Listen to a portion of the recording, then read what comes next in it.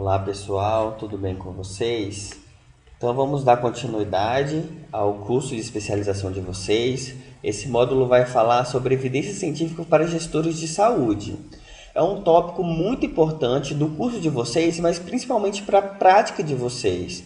Se ainda não utilizam durante a prática a evidência, podemos ver que podemos cometer vários erros durante a nossa prática, que eram previsíveis e que poderiam ser evitados. Então, se vocês ainda não utilizam esse tipo de prática, a partir dessa aula, desse módulo, queremos incluir que esse aspecto deve ser ressaltado e levantado por vocês a cada decisão utilizada dentro das práticas de saúde. O capítulo 23 do livro Gestão Pública em Saúde, o livro do professor Pereira e colaboradores, ele traz de forma pontual, objetiva e muito clara sobre esse aspecto. Então eu preferi não entrar em todos os aspectos presentes do capítulo, mas fazer de uma forma mais objetiva essa aula para vocês. Então acho importantíssimo que vocês procuram o capítulo do livro, leiam, porque vai ser fundamental para o entendimento desse módulo. Então vamos começar a nossa aula. Então, antes de tudo, nós temos que verificar qual é o conceito de evidência científica. Então, nós temos um conceito que ele é muito positivista e vocês logo vão entender um porquê disso. A evidência científica ela é entendida como o conjunto de elementos utilizados para suportar a confirmação ou a negação de uma determinada teoria ou hipótese científica. Nesse aspecto, vale ressaltar que toda evidência científica ela vem suportada por uma pergunta inicial. Então, isso vai motivar a gente utilizar de métodos adequados para responder essa pergunta inicial, para a gente atingir, então, a evidência científica. E esse método ele vai ser utilizado para quê? Para confirmar ou para negar essa hipótese ou teoria inicial. Então, para que haja uma evidência científica concreta, é necessário que exista uma pesquisa dentro desses preceitos científicos, ou seja, um método científico adequado para a pergunta inicial. E essa pesquisa ela deve ser passível de repetição por outros cientistas em locais diferentes daquele onde foi realizado originalmente. Esse conceito é importante lembrar para vocês que traz esse tipo de metodologia muito positivista, muito objetiva, como se tudo fosse mensurado. Então, vale lembrar que essa evidência científica de estudos quantitativos, inicialmente, ela deve ser levada para estudos qualitativos também. Mas para pesquisas qualitativas, não são os resultados que devem ser os mesmos, mas o método científico, ou o meio de se mensurar. Porque os resultados nas pesquisas qualitativas não é para a gente levar o conhecimento para uma dada população, mas para a gente explorar os conhecimentos gerados dentro dessa população. Então, para a gente diferir um pouco sobre isso, por exemplo, uma pesquisa mais qualitativa. Eu quero saber se sobre uma determinada vacina, quantas pessoas elas se preveniram em relação. Então, isso é um método mensurável. A gente pode mensurar quantas pessoas elas foram vacinadas e estiveram doentes ou não doentes, assim como pessoas que não foram vacinadas e elas ficaram doentes ou elas não estão doentes. Então, isso são métodos que eu posso quantificar quantos indivíduos foram doentes ou não doentes, vacinados e não vacinados. Só que algumas perguntas, por exemplo, será que a nossa população está satisfeita com o tipo de tratamento que a gente utiliza? Então, eu posso utilizar de um método para responder isso, através de uma pesquisa qualitativa. Mas o resultado para uma certa unidade de saúde não pode equivaler a outra. Então, nos métodos quantitativos, nós temos que obter resultados com evidências científicas baseados em resultados iguais em populações diferentes. Na pesquisa qualitativa, nós vamos utilizar de métodos iguais, mas os resultados eles não necessariamente serão iguais em populações diferentes, tá bom? Então, isso vai constituir o que é ciência. Então, ciência ela objetiva ser aceita como verdadeira o que é confirmável mediante comprovação com o método científico. Então, esse conceito de ciência ele é muito positivista, como expliquei para vocês. Por quê? Ele confere como se tudo fosse reprodutivo. E nem tudo, principalmente na área da saúde, quando vamos para esse aspecto mais humano, mais qualitativo, vamos conseguir reproduzir o método, mas os resultados muitas vezes eles não serão reprodutivos. Tá bom? E nesse conceito atual de evidência, trazemos o quê? O conceito de saúde baseada em evidência, que inicialmente foi realizado para a área da medicina, que era a medicina baseada em evidência. Depois surgiu também a odontologia baseada em evidência e também para as demais áreas da saúde. Mas em conceito mais amplo, nós vamos levar ao conceito de saúde baseada em evidência, que nada mais é do que o elo entre a melhor ciência disponível, então os conhecimentos já pré-determinados, e trazer essa ciência para a melhor prática clínica possível. E por que isso é importante?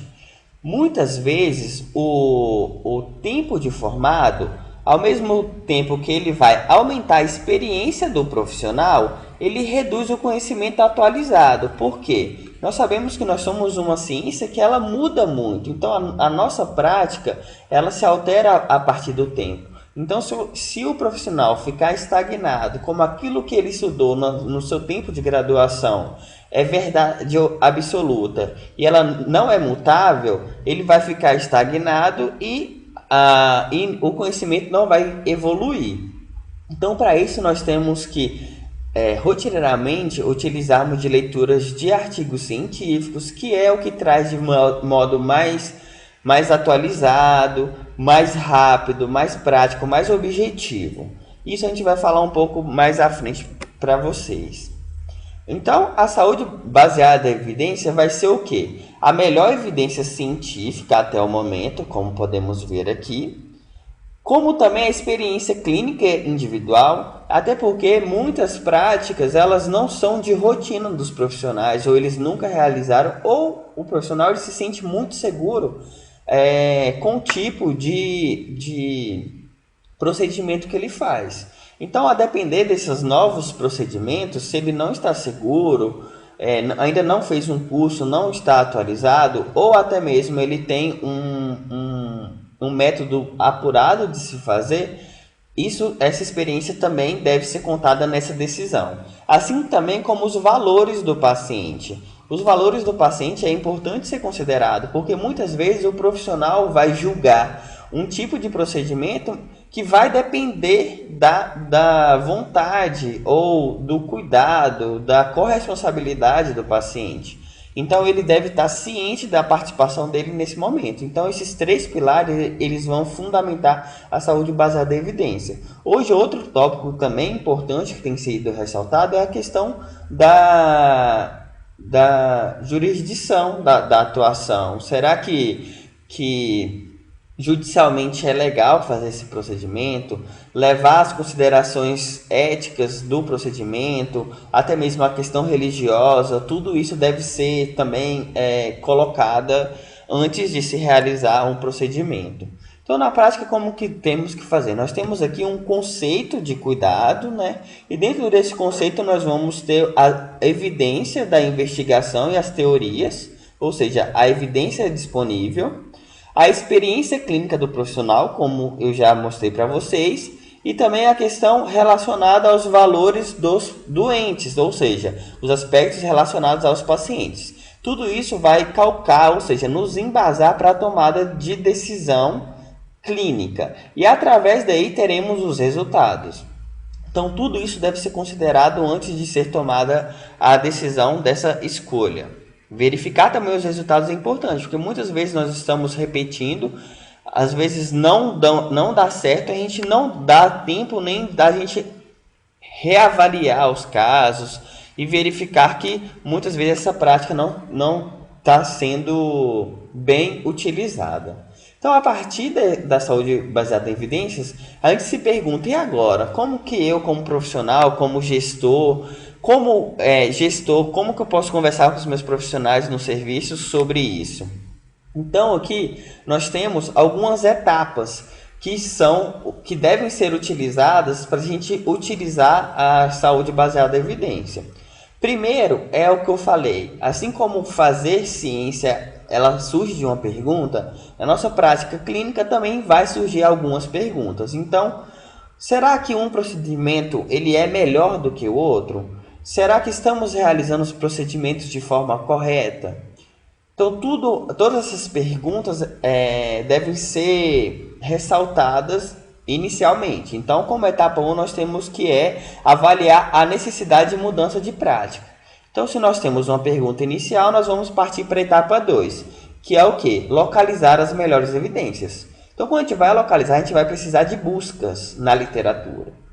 Então, utilizar de revisão sistemática, de estudos primários. Os tipos de estudos são importantes na determinação e também o que a gente quer avaliar e o melhor tipo de estudo para responder a nossa pergunta inicial. Tudo isso vai ser falado para vocês mais para frente. A próxima etapa, a etapa 3, é fazer uma análise crítica da evidência. Então, só encontrar o artigo ele não é suficiente. Os profissionais de saúde eles devem ser capazes de julgar se o método utilizado ele foi adequado, se aquele artigo realmente respondeu à pergunta inicial, que era o objetivo principal da pesquisa. Então, todos esses pontos são importantes para o profissional de saúde. Depois de avaliar, fazer essa análise da crítica da evidência, nós temos o tópico 4, que é integrar e manter a mudança da prática. Então, a partir dessa evidência, da possibilidade de utilização dessa evidência, utilizaremos na prática aquilo que tem de mais atual. E aí partiremos para a etapa 5, que é implementar e avaliar a mudança da prática. Então, de nada vale a gente utilizar o conhecimento mais atualizado na prática se a gente não utilizar meios de avaliar, de monitorar essas práticas. Então, é um ponto importante que a gente deve sempre colocar na nossa prática. E a etapa 6 é integrar e manter a mudança de prática. Então, a gente sempre tem que reavaliar, reestruturar e depois do tópico 6, voltar lá para a etapa 1. Avaliar se há necessidade de alteração dessa mudança que foi realizada ou modificar ou que ela respondeu ou perguntar, fazer uma nova pergunta através de coisas que surjam na nossa prática. Tá bom? Então, o gestor, como vocês podem ver, ele é uma pessoa crítica e empreendedora para conseguir respostas às suas indagações. Então, com sua pergunta inicial, ele deve ter conhecimento de como que deve ser feitas essas buscas, mas também ter criticidade e colaboração, ser empreendedor, iniciar as atividades dentro das unidades de saúde que lhes são atribuídas no seu trabalho. Como busca de evidência científica, todo o começo vai depender o quê? De uma pergunta específica. Então, para a gente ter essa pergunta específica, eu trouxe um exemplo de como que a gente pode fazer. Como que é? Vamos avaliar os efeitos da intervenção ou comparação. O que seria essa intervenção? Uma vacina específica ou uma triagem, uma nova atuação dos profissionais dentro dos cenários de práticas.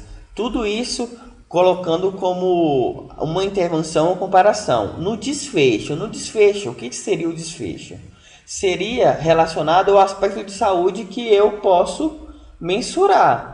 Então, o desfecho, por exemplo, avaliar os efeitos da vacina antitetânica no desfecho, na redução da doença, do tétano, em determinada população, seja ela criança, seja idoso, bebês. Então, os tópicos que estão aqui em azul para vocês é apenas para elencar que isso aqui pode ser substituído por alguns aspectos.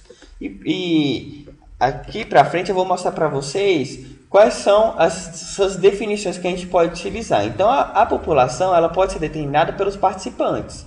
Então, os participantes são o quê? A idade, o sexo, as características clínicas da população a ser estudada. E também através da intervenção. Então, é vacina? Qual é o tipo de intervenção? É um método motivacional ou um grupo de gestante, de idoso que vai ser implantado na unidade de saúde, qual é o tempo, quais são os critérios dessa intervenção, tudo isso deve ser calcado. Também o período de acompanhamento, então quanto tempo nós colocaremos em prática, nós temos para utilizar dessa metodologia. O desfecho, como falei, é a situação de saúde avaliada, cárie, doença periodontal, aqui aspectos mais odontológicos, mas também qualidade de vida, hipertensão, diabetes. Então, seria relacionado à condição de saúde, qualidade de vida ou de doença, como eu falei, hipertensão, esses aspectos. E também o tipo de desenho deve ser observado, que é um ensaio clínico controlado, se é estudo primário, estudos de intervenção, tudo isso deve ser considerado antes da gente fazer essa pergunta de qual é a nossa pergunta, né? E como eu falei, o gestor ele deve ter uma avaliação crítica dos artigos científicos. E para isso, nós temos que levar o pressuposto que nem todos os artigos que estão publicados na literatura, eles têm uma metodologia adequada para responder sua pergunta inicial. Então, nem sempre tudo que está publicado, ele tem conclusões válidas. E como que a gente deve fazer? A gente deve ter uma leitura crítica, avaliar a qualidade do estudo para a gente ver se realmente ele foi bem empregado para chegar às suas conclusões. Então, esse critério de criticidade é muito importante para os profissionais de saúde. Então, qual é a melhor evidência científica quando a gente vai buscar na literatura? Então, nós temos hoje como o topo da evidência científica as revisões sistemáticas e as meta-análises. Então, é um tipo de estudo que a gente chama de estudos secundários, que ele vai utilizar de estudos primários, ou seja, aqueles estudos que realmente geram dados, que são direcionados para algumas populações, e ele vai juntar esses estudos para fazer uma revisão sobre determinado assunto. Então, ele vai partir de uma pergunta específica, procurar na literatura através de estudos primários, para chegar à conclusão a partir de todos esses estudos. Então, vão usar de critérios para estabelecer se a evidência sobre determinado assunto ela já é forte, se ela é moderada, se ela ainda é fraca. E hoje nós temos isso como a melhor evidência científica. Já sobre os estudos primários, ou seja, esses que geram dados, o pesquisador ele trabalha com populações e vai ter esses resultados, nós temos como topo desse tipo de estudos os estudos clínicos randomizados e controlados. Então, isso ele vai gerar uma intervenção, ele vai ser controlado porque normalmente ele vai ter um placebo ou um controle positivo, que seria aquele medicamento, por exemplo, que ele é o Gold Standard, ou seja, ele é o padrão ouro atual. E depois vão vir estudos de coorte, que são estudos observacionais longitudinais, que vão avaliar no mínimo 2 momentos uma mesma população, para ver quem é que adoeceu e que foi exposto a fatores de risco em determinado tempo. Depois desse, nós temos estudos de caso controle, que são estudos onde nós temos doenças raras, onde nós vamos dividir os estudos em 2 grupos. Ele também vai ser longitudinal, só que um estudo a gente já sabe que vão ter pessoas doentes e outras pessoas não doentes, sendo que todas elas vão estar expostas a determinado fator de risco.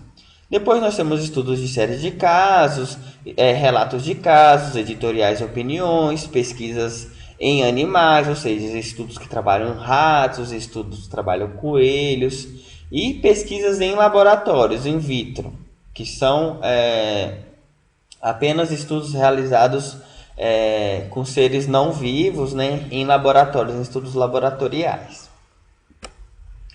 Então, nós temos que ter o conhecimento também sobre os tipos de estudo primário de acordo com o tipo de desfecho. Então, se nós queremos um método para avaliar diagnóstico, nós vamos utilizar estudos de acurácia. Quando nós queremos saber sobre tratamento e profilaxia, nós vamos ter que utilizar métodos de ensaios clínicos randomizados. E quando nós queremos avaliar o prognóstico, estudos de coorte são mais adequados. Agora, com relação aos estudos secundários, ou seja, os estudos de revisão, nós vamos ter os tipos de estudos de síntese quantitativo, que aí podem ser descritivos, ou eles também podem ser de metodologia de revisões sistemáticas. Também nós vamos ter os tipos de revisões que nós chamamos de integrativas, que é quando a gente utiliza tanto de estudos primários quantitativos como qualitativos. E também nós vamos ter os estudos primários qualitativos, que são chamados de síntese. Os estudos quantitativos, eles ainda podem ser divididos, né, no tipo de revisão, né, sem meta-análise, ou seja, utilizar de métodos quantitativos de estatística propriamente dito, que vai juntar, ou seja, aumentar o número total através do número de estudos encontrados para determinar qual a súmula final através de dado numérico, ou sem a utilização da meta-análise. Então, as revisões elas podem ser divididas, né, em narrativas ou sistemáticas, como eu expliquei para vocês. As revisões narrativas, elas se tratam o quê? De não terem critérios de buscas, seleção e avaliação de estudos. Então, esse tipo de revisão, ela se torna inadequada quando a gente tem algum outro tipo de revisão que seja sistematizada.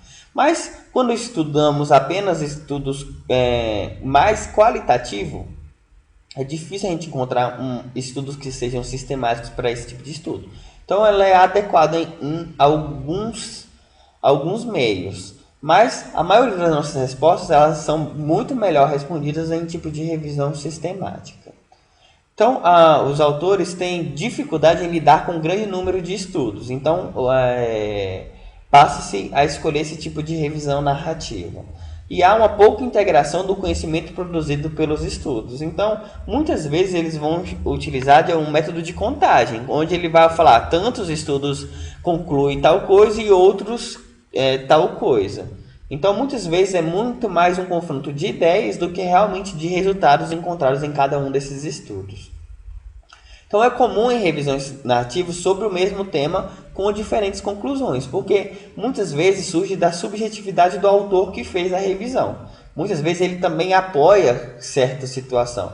Então, como não é sistematizado, ele vai incluir o tipo de estudo que ele acha conveniente para a conclusão dele. Então, por isso que muitas vezes esse tipo de revisão ele não deve ser utilizado. E não fica claro como os autores chegaram às conclusões a partir dos resultados encontrados. Então, ele vai ser apropriado quando descrever a história, o desenvolvimento e gerenciamento de um problema, descrever avanços recentes em estudos raros, onde não é possível fazer ou encontrar na literatura grandes quantidades de estudos para a gente sumarizar os achados, discutir um assunto a partir de uma teoria ou contexto, ou seja, esses estudos qualitativos eles são mais calcados nesse tipo de revisão narrativa, integrar conceitualmente áreas de pesquisas independentes com o objetivo de promover um enfoque mais multidisciplinar. Então, é um estudo de revisão mais exploratório. Então, é importante elencar para vocês porque o tipo de revisão sistemática que está lá no top da evidência científica são revisões sistemáticas. Esse tipo de revisão narrativa ele traz alguns vieses que nos preocupa para utilizar como base para a gente utilizar. Então, deve ter muito cuidado. Então, ele não é apropriado para a gente estabelecer a efetividade de uma intervenção em saúde, porque, em geral, misturam evidências e opiniões dos autores envolvidos. Então, como que normalmente são sumarizados os resultados dessas revisões narrativas? A solução inadequada é o método de contagem. E o que é? Então, ele vai normalmente elencar quantos estudos eles são a favor de um certo tipo de tratamento e quantos que são contra. Só que, nesse aspecto, é importante ressaltar para vocês o quê? Que ele, na hora da seleção, se não é criterioso, ele não encontra todas, ele não busca todas, ele não está preocupado em encontrar, de ter um método para encontrar esses resultados, ele pode simplesmente procurar sobre aspectos positivos sobre uma doença e aí ele vai resumir e concluir que todos que ele encontrou está favorável ao tipo de tratamento. E muitas vezes isso não é o método mais adequado. Então, aqui para vocês, por exemplo, uma tabela de um resultado de um estudo de revisão narrativa. Então, aqui nessa barra, nós vamos ter o que? O título dos autores envolvidos, né? A pesquisa envolvida, e aqui ele vai concluir que se foi favorável, o tratamento foi benéfico ou não foi benéfico, e no final ele vai concluir apenas pelo método de contagem. Tantos foram favoráveis e tantos não. Então a discussão vai ser: alguns estudos mostraram que o tratamento A pode apresentar vantagens sobre B. Outros autores mostraram não haver diferenças entre o grupo A e o grupo B. E ainda outros que mostram B. Então isso não nos ajuda na prática clínica a defender o que é o mais correto a se fazer a partir desse tipo de estudo. Então, a conclusão vai chegar ao quê? Que a maioria dos estudos, ou seja, método de contagem, identificados encontrou um efeito benéfico ou maléfico do tratamento para os pacientes X, né? Então, as limitações é porque, no caso, ele não tem pesos diferentes entre os estudos, ou seja, uma pesquisa que trabalhou com 1000 pacientes e outra que trabalhou com 20, ele só vai ver a conclusão final, se foi benéfico ou não. Ele não utiliza sobre esse peso do tamanho amostral dos estudos para chegar a um resultado. Ele só vai ver o que cada estudo disse, se é benéfico ou não. Então isso é um modo prejudicial, ele não considera esse tamanho amostral. Outro aspecto relevante é a magnitude do efeito. Vamos parar para pensar o seguinte: por exemplo, um estudo 1, onde nós temos 50 pacientes, 26 se beneficiaram e 24 não. Então, por ter um paciente a mais no grupo que beneficiou, ele vai dar como positivo. Já em um estudo 2, com a mesma quantidade, nesse caso, de 50 pacientes, 20 se beneficiaram e 30 não. Então, ele se torna negativo. Por que não? No entanto, o estudo 2 ele tem um efeito negativo mais forte que o efeito positivo do estudo 1. Por exemplo, vamos parar para pensar que dentro desse grupo negativo, alguma pessoa morreu. Então, ele está considerando apenas como negativo, mas ele não considera que alguém morreu dentro desse efeito negativo que teve. Então, talvez esse efeito de uma pessoa ter morrido é tão negativo que esse tipo de intervenção não deve ser colocado na prática. E esse tipo de estudo ele não vai nos responder claramente sobre esses aspectos. Por isso que estamos elencando para vocês. Então, limitações. O desenho de estudo ele não é considerado e não existe uma hierarquia prévia de evidenciação dos tipos de estudo. Então, por ser um método de contagem, ele vai pegar tudo o que ele encontrou com metodologias diferentes, como eu mostrei para vocês, essa pirâmide da evidência científica, e vai colocar como se todos os artigos ou tipos de metodologias adotadas eles tivessem os mesmos critérios, a mesma força para se chegar às suas conclusões. E hoje nós temos então como esse top, né, a revisão sistemática. E esse tipo de revisão eles tem crescido. Então aqui nós podemos ver nessa figura como que depois da década de 90 nós aumentamos e muito a publicação desse tipo de estudo. Então previamente a gente encontrar na literatura sobre determinado assunto, previamente a gente vê estudos primários, a gente verificar se já existe algum tipo de revisão sistemática. Então, nós temos mais de 2.500 novas publicações indexadas por ano. Hoje em dia deve ter passado muito mais do que isso. E 1/5 delas são revisões Cochrane, que eu mais para frente vou explicar para vocês a força que é esse tipo de revisão. E quais são as características das revisões sistemáticas? É a sua identificação, seleção, avaliação crítica de estudos primários, incluídos segundo os critérios objetivos predeterminados, visando minimizar vieses. Então aqui já vamos utilizar de métodos que eles são mensurados e que eles podem ser reprodutivos. Então vai naquela lógica de ciência. E ela vai se enquadrar exatamente para aqueles tipos de métodos de revisões narrativas, onde não todos os problemas que ela apresentava, ela tenta responder de forma mais objetiva, de forma mais concreta, mais científica. As conclusões são baseadas numa síntese, seja ela quantitativa, ou seja, com meta-análise ou não, das informações relevantes. Levando em consideração que nessa seleção, ela é tão criteriosa que alguns tipos de estudos eles simplesmente saem porque eles não têm explicações suficientes para justificar alguns erros metodológicos ao longo da prática do estudo. Então, suas características os autores que fazem esse tipo de estudo secundário, as revisões sistemáticas, realizam uma busca exaustiva, uma reunião sistemática, avaliação crítica dos artigos, uma síntese de todos os estudos relevantes sobre aquele tópico específico e a partir desses critérios vai tomar decisões transparentes estabelecidas a priori, através de um protocolo. O que é isso? Antes de ele ir fazer a sua busca, ele já anota, por exemplo, quantos anos, de qual em qual ano vai entrar os estudos encontrados na literatura, quais são as palavras-chave para encontrar sobre determinada temática, qual é o objetivo primário do estudo. Tudo isso vai se estabelecer antes da busca na literatura, para daí fazer a busca e determinar suas conclusões. Então, toda revisão sistemática ela tem meta-análise? Não, nem toda tem. Apesar de a maioria, ou quase todos os tipos de pergunta que utilizamos na prática baseada em evidência, ela pode ser respondida através de revisões sistemáticas, são apropriadas para esse tipo de revisão, nem todas podem ser realizadas a meta-análise. Por quê? Porque nem tudo que está na literatura são métodos quantitativos, contados. Ou seja, não tem como a gente utilizar de estatística em métodos qualitativos. Então, esse tipo de revisão com meta-análise não é possível. Então, a revisão sistemática com meta-análise ela vai utilizar de um princípio matemático de estatística para ser realizado.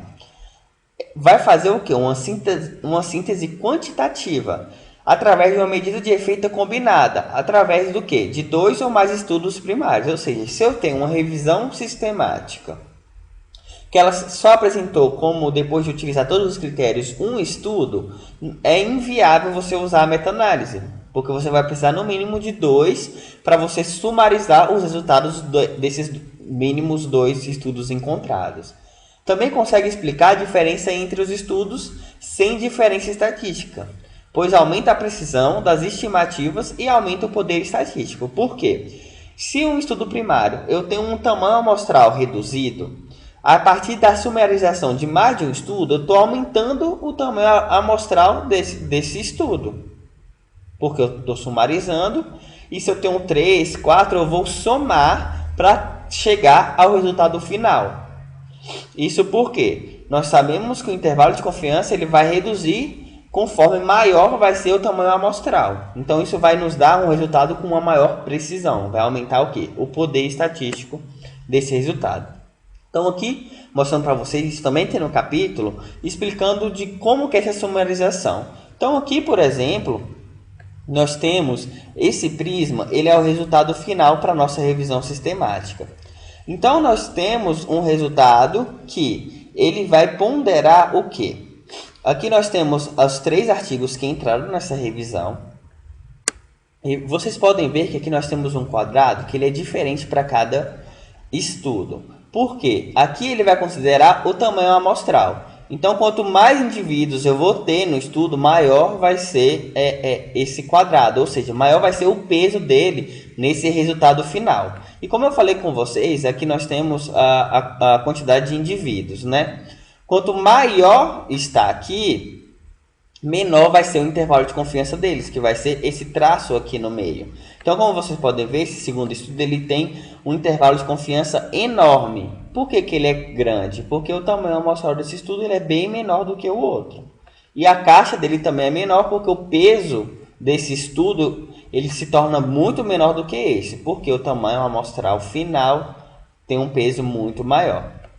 Então, aqui nós vamos ter sempre que o estudo que ele cruza essa linha do 1, ele quer dizer o quê? Que não houve, nesse estudo primário, uma diferença entre o efeito do que foi testado. Então, por exemplo, se eu fosse observar só esse estudo, ele diria que não houve diferença. Isso a gente verifica quando? Quando nós temos aqui nesse intervalo de confiança cruzando 1, que nesse caso ele foi de 0,6 a 1,55, ou seja, ele cruzou a linha do 1. Ou seja, esse resultado ele não foi conclusivo nesse estudo. No entanto, quando nós tivemos um estudo com maior tamanho amostral, nós tivemos um intervalo de confiança entre 1,06 e 1,23, ou seja, o intervalo não cruzou a linha do 1, ou seja, esse resultado ele foi conclusivo. E ele foi um resultado conclusivo, mostrando ser benéfico a intervenção que foi realizada.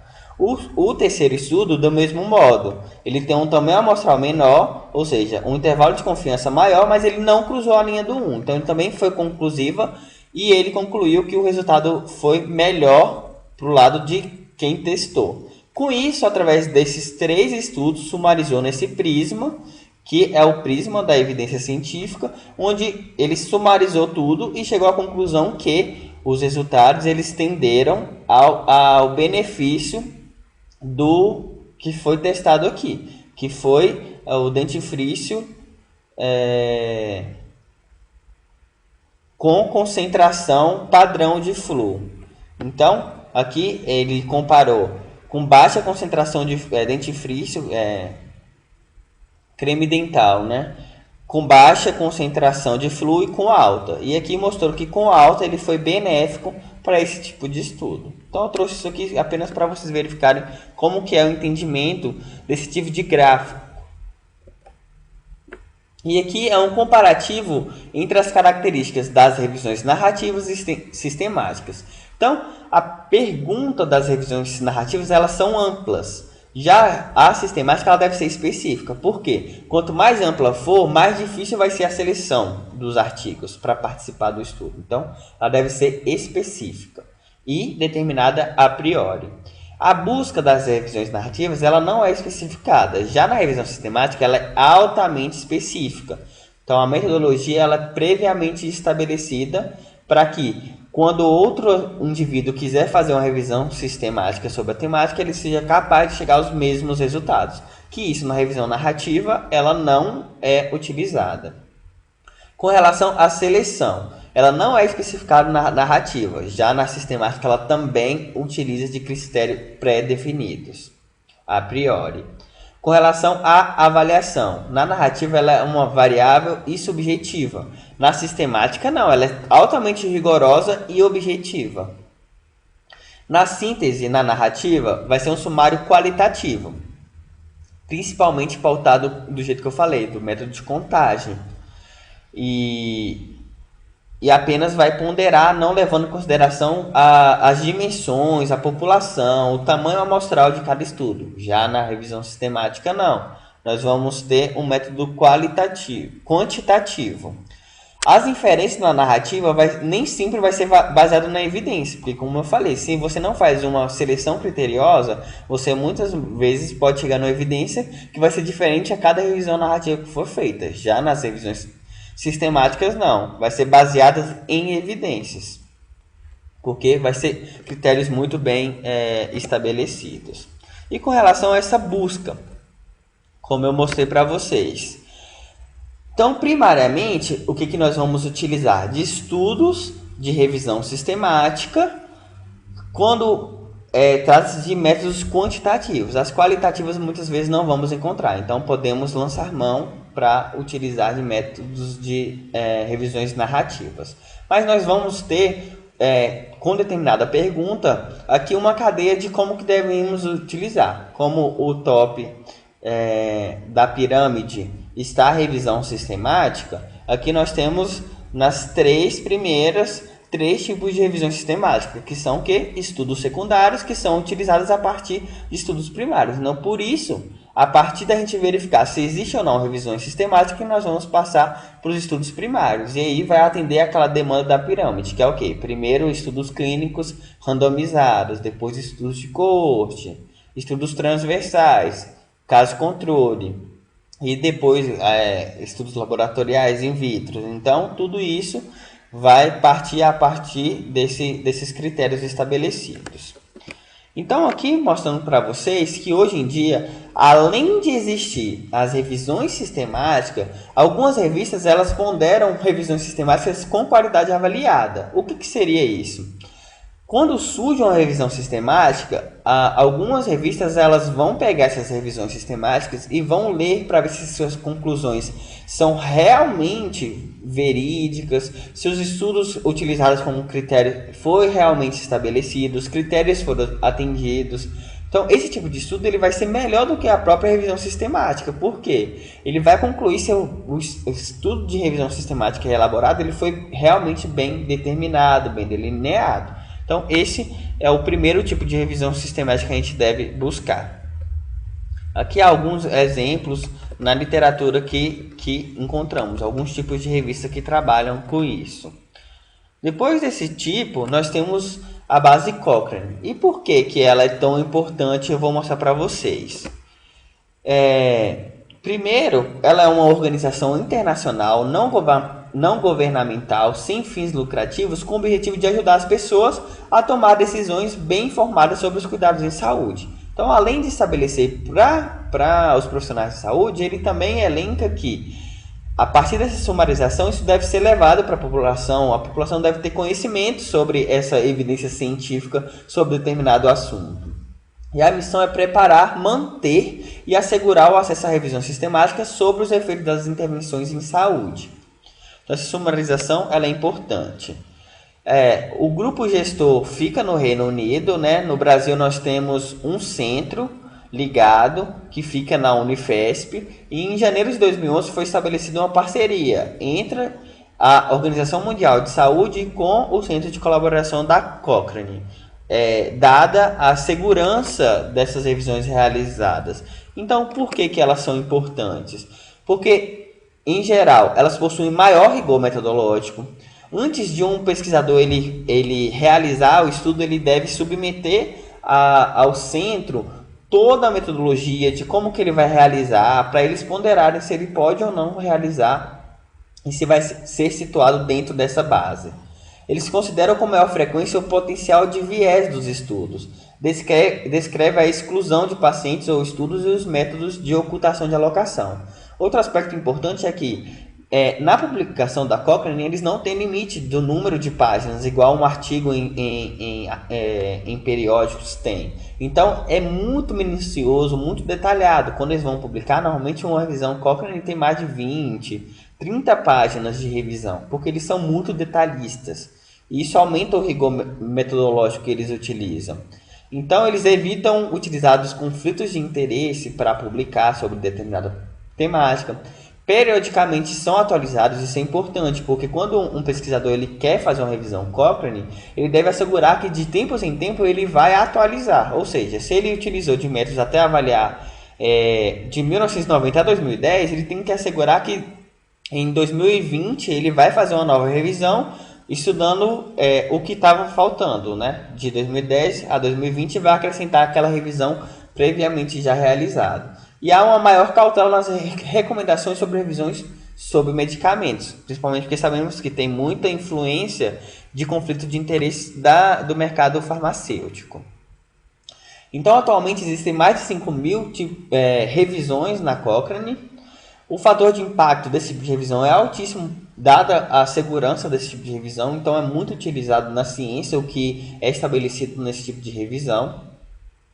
A partir de junho de 2013, então, há essa publicação contínua, que é o que eu terminei de explicar para vocês, que dados os tempos, os autores eles têm que atualizar a revisão sistemática que eles já haviam feito, acrescentando o período que foi parado, né, a pesquisa, e os registros devem ser a priori enviados à aceitação do Centro Colaborador da Cochrane. Então, em terceiro lugar, nós temos as revisões sistemáticas, as outras revisões sistemáticas, e vamos utilizar de outros bancos de dados, o Medline principalmente, Web of Science, Scopus, Cielo, outras bases de dados para a gente fazer a busca sobre. E depois nós vamos ter os estudos primários, que também vamos utilizar desses mesmos bancos de dados que eu terminei de falar para vocês. PubMed, Cielo, Scopus, temos diversos tipos. E muitas vezes, algumas revisões sistemáticas que nós não vamos encontrar, já existem alguns bancos de dados que os estudos, antes de ser realizados, os autores eles devem submeter informando o que vão realizar. Então, nós temos, por exemplo, o REBEC, que aqui já vai ter os protocolos de pedidos da realização de estudo. Então, também vale a pena a gente buscar nesses bancos de dados para a gente saber se já não está sendo pesquisado sobre o assunto alguma informação. Também tem ensaios clínicos do Brasil ou o Clinical Trials, que é internacional. Então, nós vamos ter alguma classificação do poder de evidência através de novas pesquisas. Esse aspecto deve ser levantado, porque apesar da gente ver que a revisão sistemática ela é o tipo de estudo com maior poder de evidência, muitas vezes ela não vai concluir, porque os estudos primários não são bem delineados, eles não respondem bem. Então, nós temos que verificar se a evidência presente na revisão sistemática ela já suporta em uma qualidade elevada, moderada e baixa. E como que isso é feito? Nós temos a classificação, por exemplo, elevada. Quando novas pesquisas, elas dificilmente mudarão a confiança na estimativa de efeito já mensurada. Já vai ter uma qualidade moderada quando provavelmente terão um impacto importante na estimativa de efeito e pode modificar essa estimativa. Vai ser baixa quando muito provavelmente terão um impacto importante na estimativa de efeito. Isso quer dizer o quê? Essas estimativas de efeito se outros estudos primários forem elaborados, não temos certeza absoluta, tanto que se um novo estudo for muito bem delineado, pode ser que o conhecimento atual que nós temos pode alterar. Então, dentro de todo o conhecimento e base científica que temos, algumas já estamos em nível elevado, ou seja, não adianta alguns tópicos procurarmos e realizarmos novos estudos primários, porque eles não vão alterar o que a gente já tem como ciência hoje. No entanto, a maioria das nossas perguntas elas vão se alterar. Por quê? Porque os estudos primários não eram muito bem delineados. Então, uma revisão sistemática, normalmente, ele vai ter 5, 7 estudos primários. E isso pode não inferir um tamanho amostral muito grande para nós termos uma certeza concreta sobre a maior evidência sobre o assunto. E a qualidade vai ser muito baixa quando qualquer estimativa de efeito é muito incerta. Ou seja, a partir dos achados até o momento, ainda não temos segurança sobre esse aspecto. Então, como eu falei para vocês, agora nós vamos finalizando a aula. Muito obrigado pela paciência de vocês. Espero ter esclarecido. E como gestor, como que nós podemos elencar todo o conhecimento que tivemos até agora?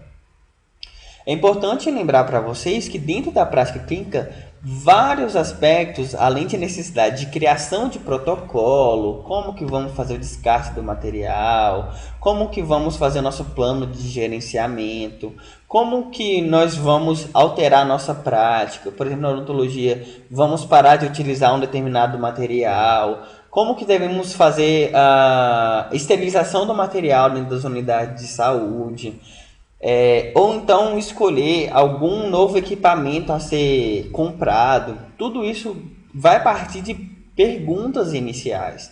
Então a gente tem que buscar literatura através dessa sequência que eu mostrei para vocês, dos estudos com maior evidência científica, para que dentro das nossas práticas isso seja alterado. Então surge uma pergunta, é importante também elencar um maior número de profissionais dentro dos nossos serviços de saúde, porque muitas vezes a prática de cada um deles vai colaborar na determinação da prática, como eu mostro para vocês. Mostramos a parte da evidência científica, mas a tomada de decisão não é só esse aspecto que deve ser levantado, mas também precisa dos aspectos individuais dos indivíduos e também da prática profissional, ou seja, os profissionais de saúde, quando nós somos gestores, temos que ter a colaboração deles para ver se essa tomada de decisão vai ser acatada e se eles têm algum outro tipo de protocolo que deve ser feito. Então, muito obrigado. Nós vamos abrir, então, para vocês a discussão do tópico. Vamos ter aí alguns dias para elencar, se vocês tiverem perguntas, e principalmente vocês vão ver na hora de fazer o projeto de intervenção, que vai ser o trabalho de conclusão de curso de vocês, vamos partir desses princípios elencados nessa aula hoje. Tá bom? Muito obrigado e até breve.